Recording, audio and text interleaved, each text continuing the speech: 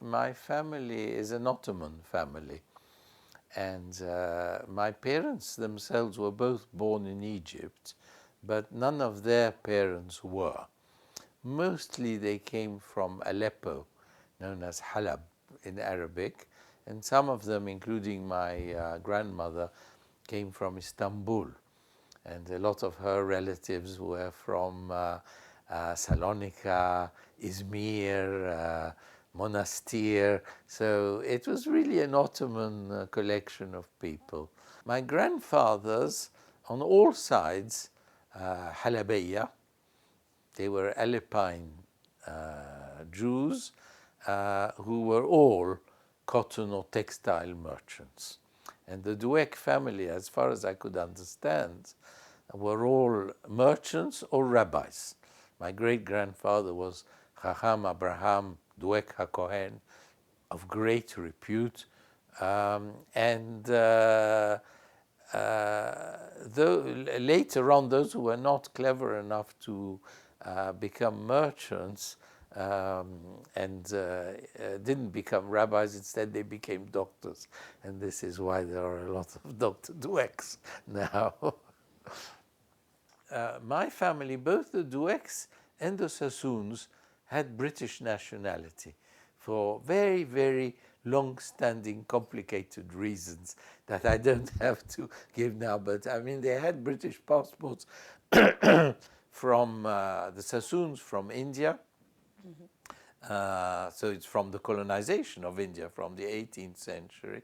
The Doueks probably even from the 17th century, when English merchants were trading with the Ottoman Empire, and my ancestor was the original agent from the Levant Company, which later became the East India Company. So they had British nationality as it was. In those days you didn't have to have passports, but every now and again they got a passport, so it kept on.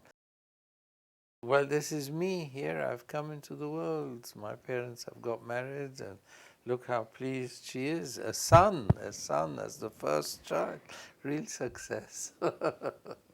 Now, this is our nanny, Maria Coron, a Slovene nanny, and this is me as a little boy on the left there.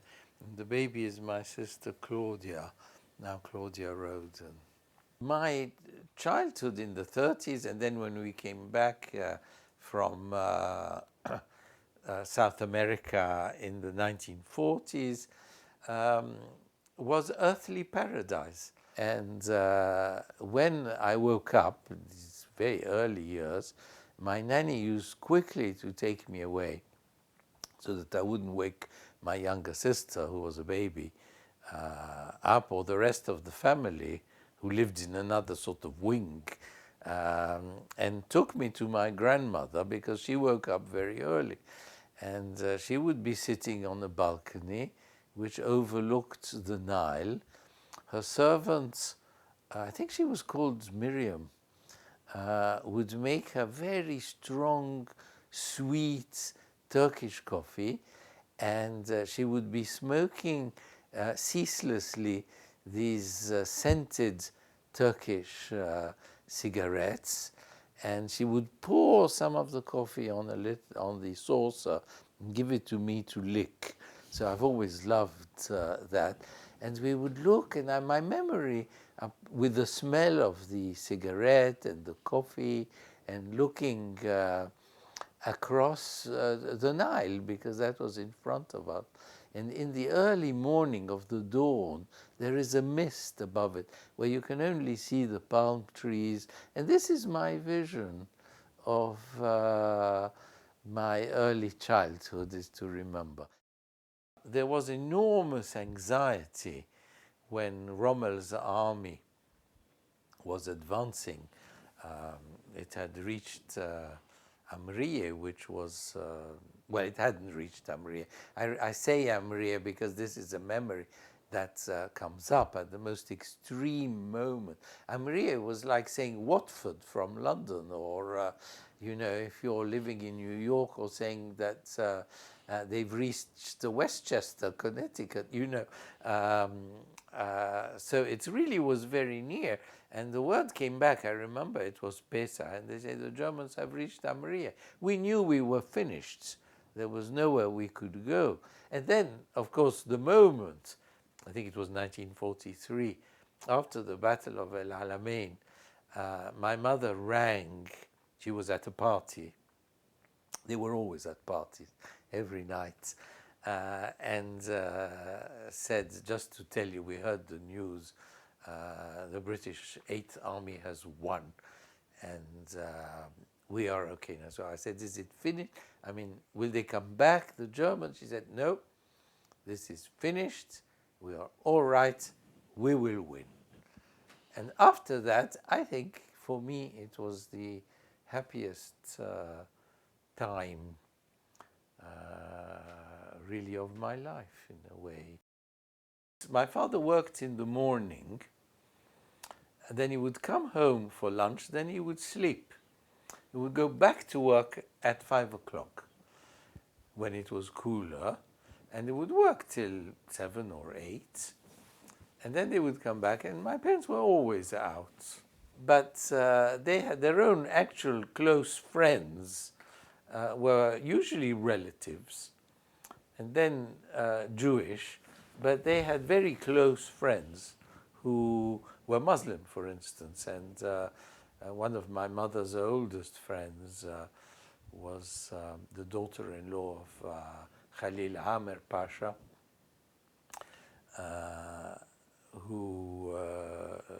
Afaf, who when the Amers came to London, that was their only friends. They would just see my parents. So they were very close. And of course, I still in contact with their children. It's the third generation. The other thing is I became a doctor.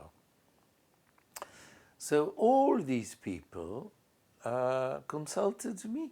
Even if they weren't in England, I would have people who would telephone me from Los Angeles and say, you know, I have to have a heart operation. Can you find? I said, look, I'm an ear, nose and throat doctor in London. What do I? No, you can find out. And I could, you know, I would inquire from friends of mine who were doctors in Los Angeles, who is a good cardiac surgeon, and I would ring back and I say, I mean, from Geneva, from Paris, one woman who was not Jewish, she is herself English, who married a Syrian Christian, brought me her grandchildren for me to operate on here in London. And I said, don't be silly. I mean, this is a common operation. Professor Montandon in Geneva is a friend and he's excellent. Go and see him. And no, we trust you. And and there was no reason why they should trust me. They didn't know me as a doctor. The last time I had seen them was at primary school. I went to the English school, Cairo. Before that, I had gone to the Gezira Preparatory School in Zamalek. And these were not Jewish schools. So my friends were everything. I had English friends who were themselves divided up between their numerous English Protestant religions. There were Catholics, there were Syrian Christians, there were Greek Catholics, there were 2 Chinese boys who claimed to have no religion. There was a Russian girl, Yashina, who was Russian Orthodox. There were Muslims. And they were all my friends, and they were all invited to my bar mitzvah. I was invited to their first communions, and we knew each other's religions absolutely. I could recite the Fatiha and certain surahs of the Quran without, I still can. I could say the Hail Mary, sing the English hymns, and they knew the Shema Israel and everything. Our synagogue was in Adli Street. It's called, I think, Shahar Hashamayim, Gates of Heaven, I think it was called. It was a very interesting synagogue because it was built, I think, in the 1920s. So it was a later one. And of course, the Jews had no tradition of synagogues. They have no minarets and no spires. So either they copy churches but this was Cairo. Why copy a church in a Muslim country? You weren't allowed to put a minaret anyway. Why put a minaret? Because it's a synagogue. So what they decided to do, the architect who did it, was really an ancient Egyptian temple.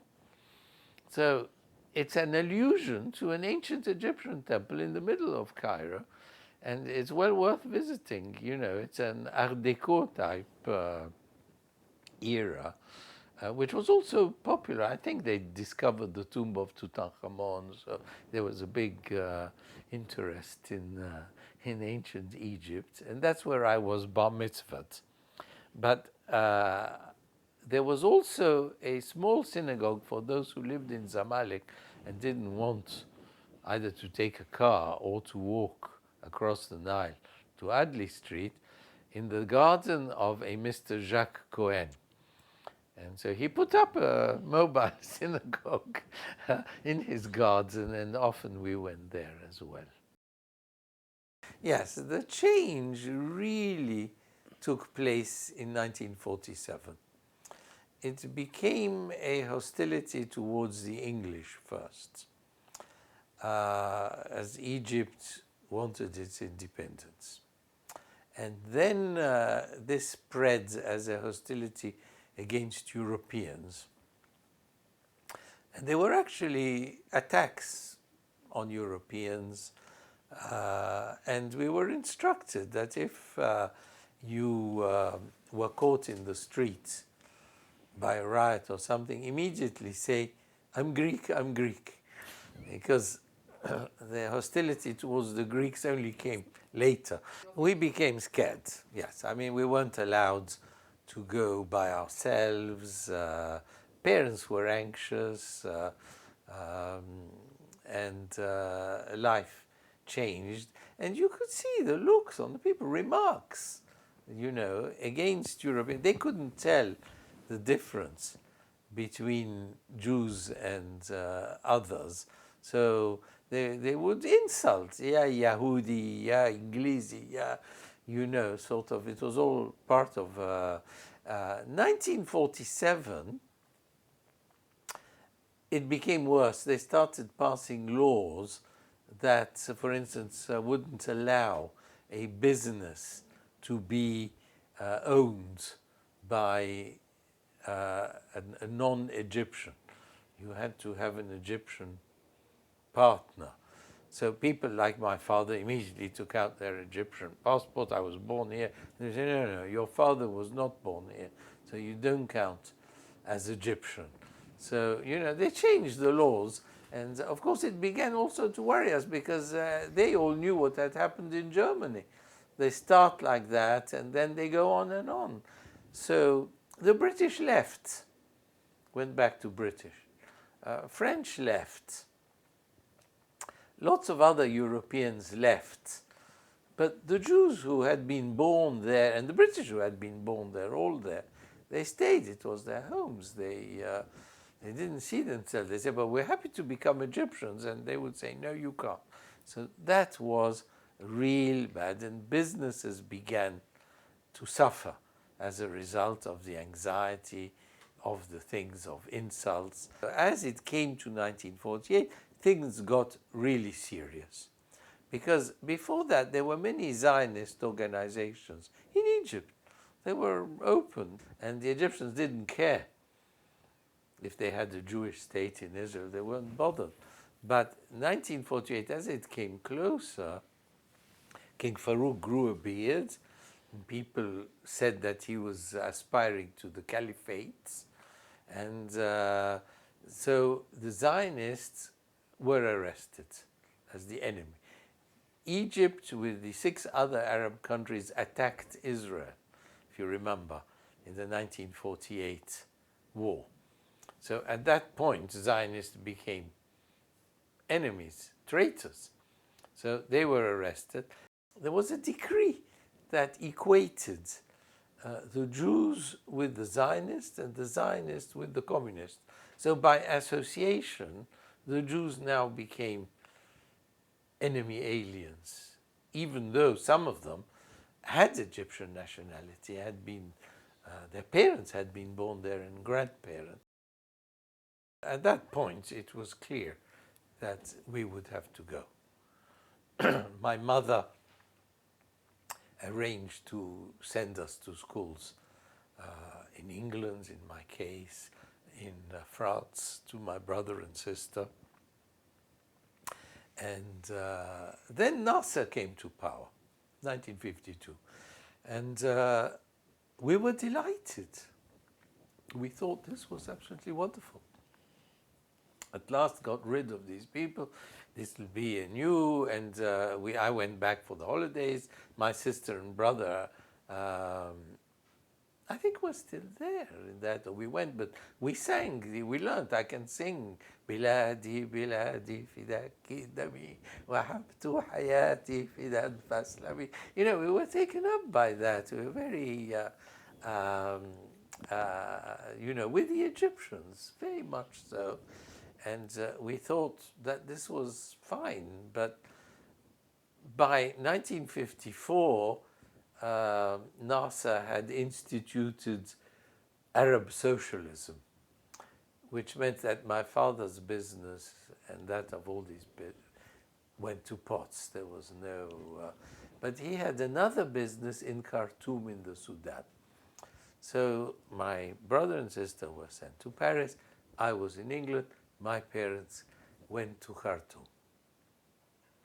And they lived there for a couple of years, where they were very happy. Then the British left the Sudan, and my father received a notification to leave within 24 hours. And my sister, my brother, and I went to fetch them at the airport and brought them flowers. We thought, you know, they would be miserable, but they were suntanned and happy. They'd stopped in Milan and bought clothes. They'd all arrived at Heathrow, and we were a bit taken aback. And my father said, "Thank God for Gamal Abdel Nasser." And I said, "Why do you say that?" And he said, "Because if it hadn't been for him, we would never have left the Middle East. Enough, you know." So I had the feeling that this was a much longer process that moved them from Halab to Cairo during colonialism, from there to Europe, and my sons now still having gone even further on to Washington and New York. They amalgamated Guy's Hospital with St. Thomas's Hospital, and I became the chief of both. So there were two of the greatest London teaching hospitals. I was the chief of my department. And one of my last clinics there was at St. Thomas's Hospital, which has a lovely view from the outpatient. You can see the Thames and the Houses of Parliament. You see that I like views. So from the Nile to the Thames, I thought all these things. So I found myself very comfortable. I never wanted to think of myself or to pretend that I was British, although I have a much longer claim. My family has been British since the time that Britain existed under James I. So I could say I am really British. And people have asked me often, you know, where I came from. Patients asked me this. They would ask me, and I found, to start trying to explain, well, I come from Egypt. Oh, but you don't look Egyptian, Mr. Douek. No, no, I'm not Egyptian.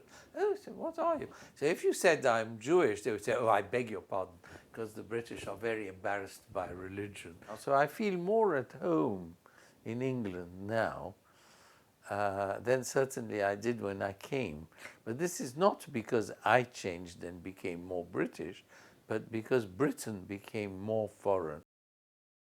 Feel like a foreigner, it's not my country. No, I have no relatives there. If I tell them that I used to live there, I was born there, they say, oh, really? They did not know that we lived there. They do not know even now. And when we tell them I have actually experienced this, so has my sister. We have told people, so have others.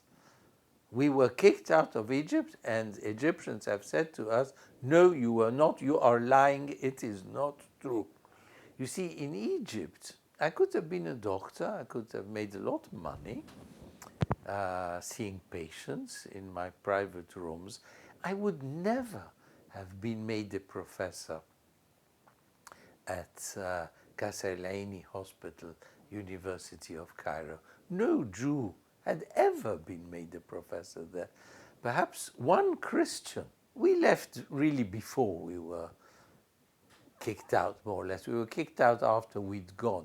So I want to say this, I didn't suffer in a physical sense or in anything like that. But I'm hoping that people understand. I'm hoping Egyptians read or what I've written and remember what I say.